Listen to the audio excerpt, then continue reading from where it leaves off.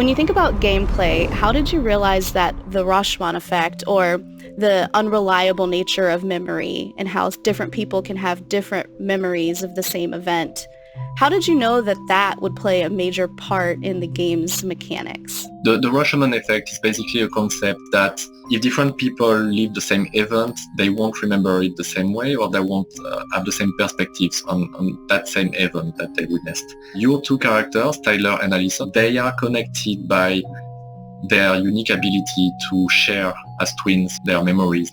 And you soon realize that they may not always be the same, they don't remember it the same way. The way they see these memories gives you the choice to decide in your investigation which one you're going to pursue. And the choices you will make will affect that relation. They can become closer or it can set them apart. This is all wrong. Mom? You sure you want to go in there? What were some of the challenges that you faced as part of the team creating this story and this gameplay mechanic? This Rashomon effect, the places where the memories differ, is one of the most interesting, but definitely one of the most challenging things that we had to do in approaching the story, because from that point forward, once you've made that choice, the version of the past that you're remembering goes on to affect all these future interactions that you have with people. And as in any choice-driven game, finding a way to respect these different versions of the truth, that's always a big storytelling puzzle. Another challenge was due to the intimistic dimension of Tell Me Why. We still wanted to provide variety about settings the players will discover. So we built our design choosing specific, original and unique places. The challenge was particularly important with the Ronan house, the place where the twins grew up with Marianne. We needed to imagine a real replay value for this place because the player comes back there many times in the game and could see it also many times in flashbacks. So we try to make the player discover this house through different prisms. You think there's a chance whoever buys it will just tear it down? If someone buys it, they can do whatever they want with it. You wouldn't care at all? Would you? Sure. Everywhere I look, I see a piece of one of our adventures. We also try to show it through different emotional perspectives, depending at what moment of the story the player is. And we also try to imagine different type of path from a design point of view.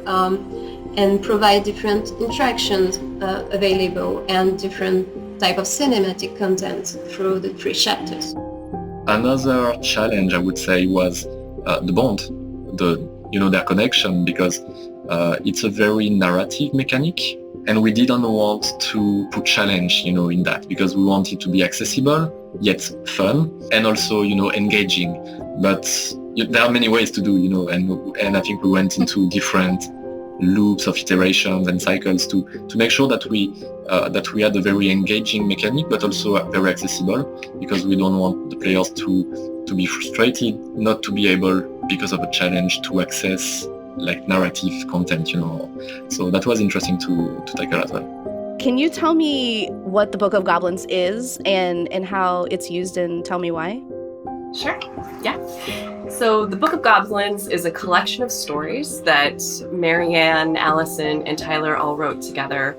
And they range in just the completely silly to sometimes even the more serious, but they all have a tone that is very much in the Ronin version of folklore. We tried to strike a balance of something that felt like it was created by these real people and that it wasn't pure realistic folklore, but that they were influenced by stories that they would have read. Each story contains a kind of moral, such as in a fable. So for the children, it represents a rich fantasy world in which they can embody the heroes' figures, the goblins, and they are living a lot of exciting adventures, meeting a lot of funny, nice, gentle, or even threatening characters. We really wanted those puzzles to help and serve the narrative of the game, so they are progressive and they show little by little the Book of Goblin different level of reading.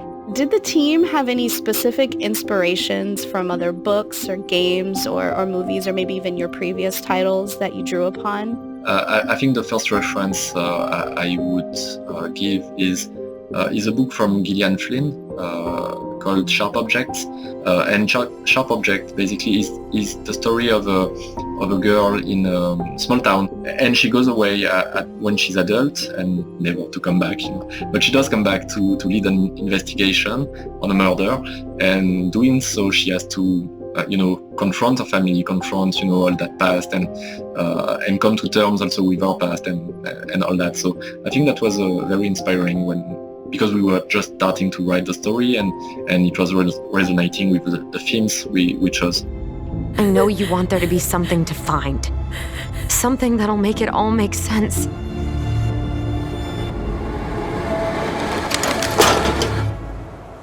I need to know.